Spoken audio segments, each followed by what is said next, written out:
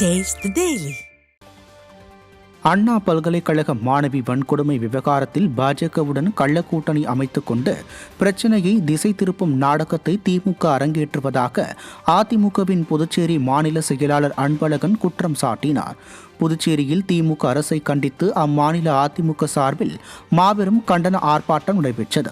இதில் பங்கேற்றிய மாநில செயலாளர் அன்பழகன் செய்தியாளர்களிடம் பேசுகையில், தமிழக விடிய அரசுக்கு எப்போதெல்லாம் பிரச்சினை வருகிறதோ அப்போதெல்லாம் நேர் எதிரான ஒரு கருத்தை ஆளுநர் மூலம் பேச வைத்து அந்த பிரச்சனையை மடமாற்றம் செய்வதில் முனைப்போடு இருப்பதாக சாடினார்.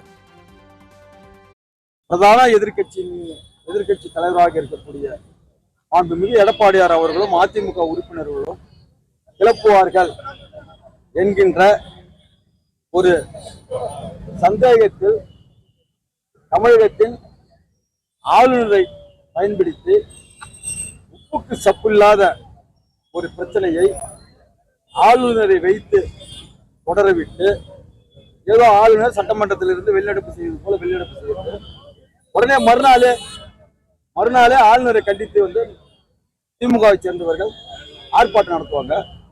ஆனா அதிமுக சார்பில் ஆர்ப்பாட்டம் நடத்துறதுக்கு பெர்மிஷன் கிடையாது. யார் ஆர்ப்பாட்டம் நடத்தினாலும் அவங்க பேர்ல வந்து ஒரு வழக்கு பதிவு செய்வாங்க.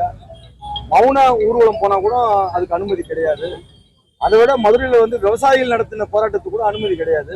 ஏன்னா போராட்டம் நடத்தினாவே சட்டம் ஒழுங்கு சீர்குலைஞ்சிடும்.